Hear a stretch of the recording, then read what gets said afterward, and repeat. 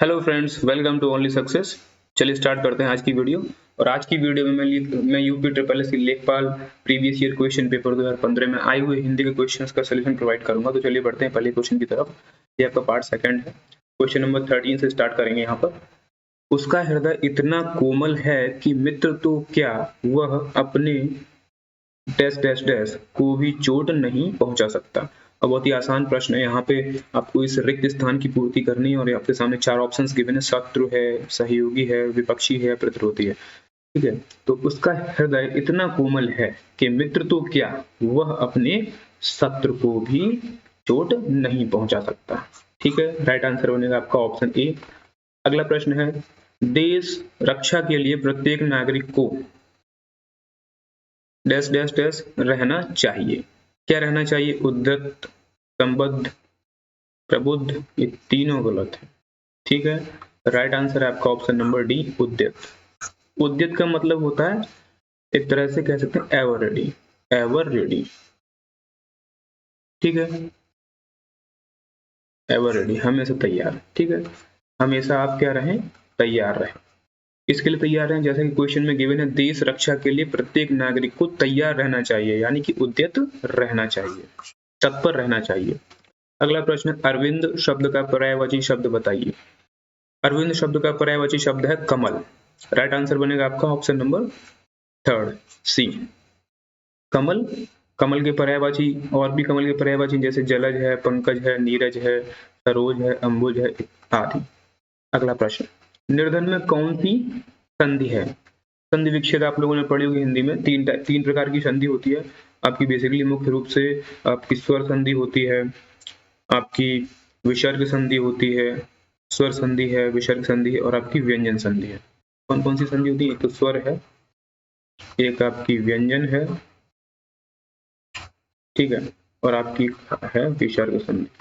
ठीक है, तीन प्रकार की संधि। फिर स्वर में आपके 5 प्रकार आते हैं। इसमें बहुत सारे टाइप्स आते हैं, बहुत सारे रूल्स हैं। और विसर्ग में आपके 2 टाइप आते हैं। ठीक है, तो यहाँ पे आपको बताना निर्धन शब्द में कौन सी संधि बनेगी। अब आप निर्धन को संधि विच्छेद के हिसाब से संधि उसकी विच्छेद करेंगे तो आपका निर्धन का बनेगा निह प्लस धन बराबर निर्धन। ठीक है, और यहाँ पे देख सकते हैं हमारे दो प्रकार के अयोगभाव होते हैं। एक होता है हमारा अनुस्वार और एक होता है हमारा विसर्ग। तो यहाँ पे देख सकते हैं दो बिंदी मतलब विसर्ग है ना, तो संधि बन जाएगी यहाँ पे विसर्ग संधि। तो इसका राइट आंसर होगा ऑप्शन नंबर डी। ठीक है, निर्धन शब्द में कौन सी संधि बनेगी? विसर्ग संधि बनेगी, क्योंकि निर्धन का जब हम संधि विच्छेद करेंगे तो बनेगा निह प्लस धन बराबर निर्धन। ठीक है, और निह में क्या आ गया आपका? यहाँ पे विसर्ग आ गया, तो विसर्ग संधि है। अगला प्रश्न है, देशांतर में कौन सा समास है? देशांतर में आपका कर्मधारय समास है। कौन सा समास है? कर्मधारय। ठीक है, द्वंद्व में आपके दोनों पद प्रधान होते हैं, जैसे दिन रात, माता पिता। जैसे कि आपका दिन रात, माता पिता, पाप पुण्य। ठीक है, पाप पुण्य। ठीक है, बहुव्रीहि समास है। आज इसमें आपका एक पद प्रधान होता है, एक पद गौड़ होता है, प्रधान नहीं होता है। ठीक है, और ये जो आपका है द्विगु समास, ये क्या है? इसमें काउंटिंग होती है। बेसिकली क्या होती है? इसमें होती है आपकी काउंटिंग।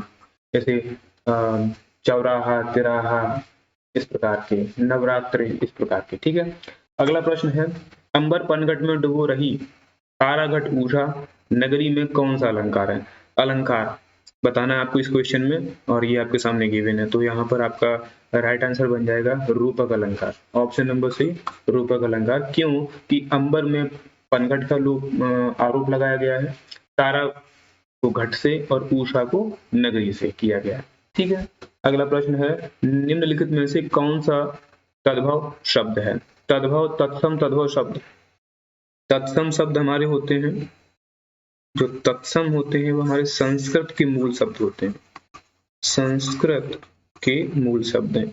और तद्भव वो शब्द होते हैं जो हम संस्कृत के मूल शब्दों को यहाँ पर थोड़ा सा मॉडिफाई करके हम यूज करते हैं, उन्हें हम तद्भव शब्द बोलते हैं। ठीक है, तद्भव बताना है, तो यहाँ पे आपका अमीय शब्द जो है तद्भव है।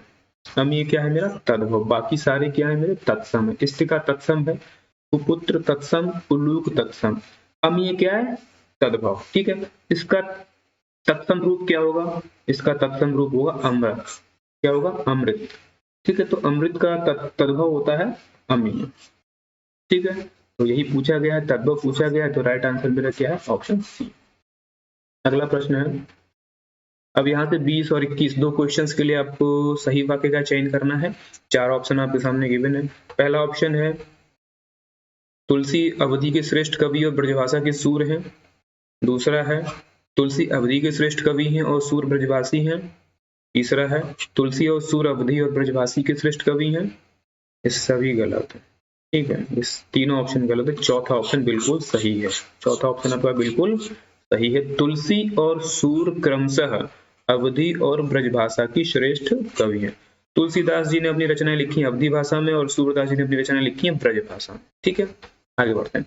जीवन और साहित्य का निकट संबंध है। जीवन और साहित्य का गूढ़ संबंध है।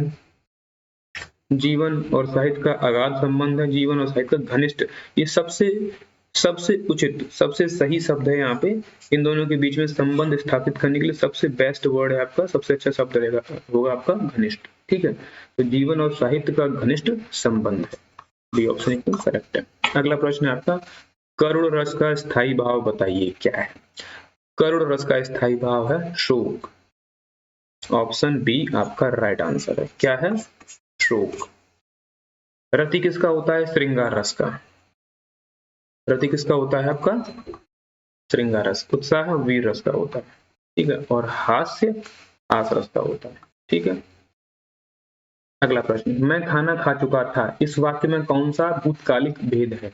यहाँ पे क्रिया हो रही है खाना खाने की और जो कि पूर्ण हो चुकी है। खाना खा चुका था, चुका था, चुकी थी, चुके थे, यानी कि कहीं ना कहीं क्रिया पूर्ण हो चुकी है और जब क्रिया पूर्ण हो जाती तो वो मेरा आ जाएगा पूर्ण भूतकाल की कैटेगरी में और राइट आंसर बन जाएगा आपका ऑप्शन नंबर डी, पूर्ण भूतकाल।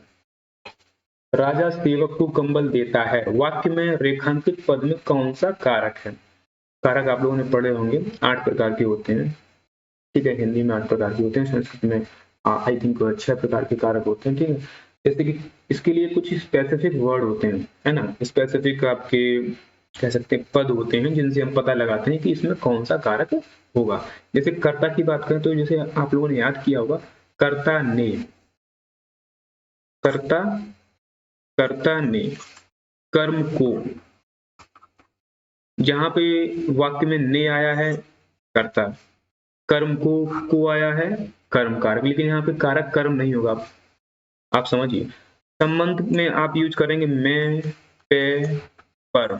ठीक है, वो है नहीं यहाँ पे, ये होगा नहीं, ये ऑप्शन होगा नहीं। कर्ता ने कर्म को, लेकिन यहाँ को दिया हुआ ये भी है नहीं। संप्रदान का होता है को के लिए और से और के द्वारा, ये होता है संप्रदान के लिए। ठीक है, संप्रदान का मतलब है को के लिए से के द्वारा। तो राजा के द्वारा कंबल दिया जाता है ना, यहाँ पे राजा सेवक को कंबल दे रहा है तो राजा के द्वारा दिया गया कंबल, तो इसलिए यहाँ पर जो सही ऑप्शन होगा वो आपका सबसे ज्यादा मोस्ट एप्रोप्रिएट ऑप्शन होगा आपका ऑप्शन नंबर ए, संप्रदान कारक, है ना।